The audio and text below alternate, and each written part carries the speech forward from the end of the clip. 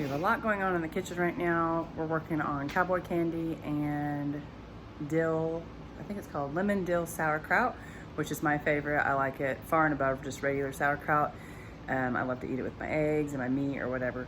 So Kayla, she already chopped up the cabbage, and I'm working on getting all the other ingredients put together to make that. Malachi, he de-seeded and chopped sliced the jalapenos. I know cowboy candy is supposed to be really hot. We are gonna make it not hot, so we got all the seeds out of them.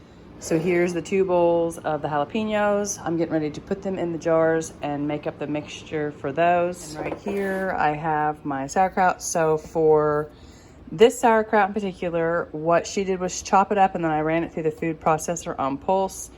And then for the lemon dill, you add lemon juice, garlic, salt, dill, just dry dill weed powder, and I think that was it. And then as this sits, you can see it's already getting juicy at the bottom. So normally I go ahead and just put it in the jar pretty much right after I get it mixed up, but I'm gonna let it sit here for a little while and get more of the juices mixed up, because last time I felt like it was a little bit dry. So I'm gonna let it sit, and then I'm gonna squeeze it together here in a little while and get more of the juices stirred up before I put it in a jar. The kids are out foraging for passion fruits. So how do you know if it's ripe? They're squishy. Okay, they're squishy. And this is what they look like when they're ripe. They're dark. They have dark seeds inside of them. And Michaela and the boys are working on making a, what's it called, a passion fruit tea? Okay.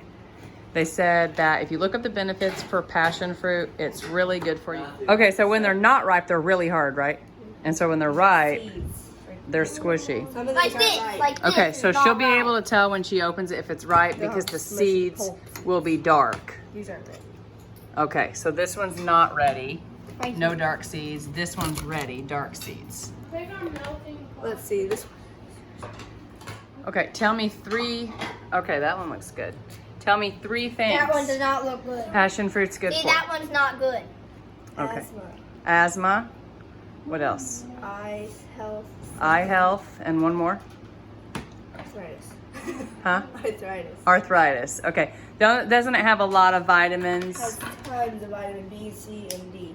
Okay. Vitamin B, C, and D.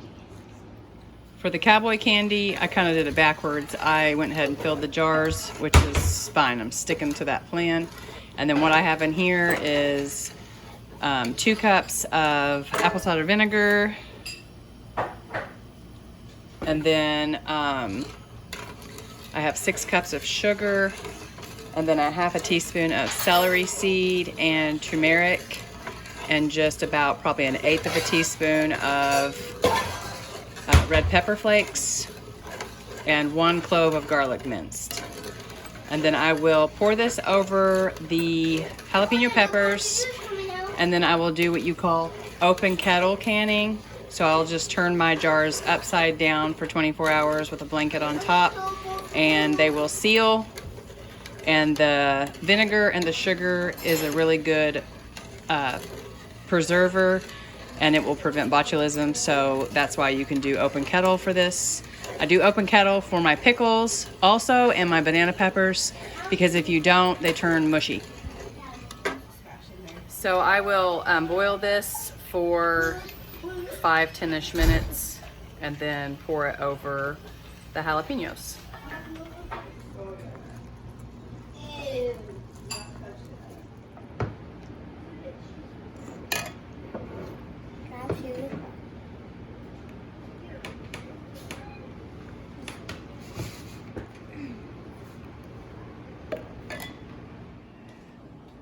All right, kraut is done. You don't want anything metal or aluminum, so that's what the beeswax wrap is separating. For the jar, I have a plate under it in case it bubbles out, and I'll open this and let it breathe about once a day. This is gonna sit for a couple weeks on the counter. And here's the aftermath of cleaning out the refrigerator, doing cowboy candy and kraut, and Michaela making passion fruit. It's a mess. But it's still warm. It's hot.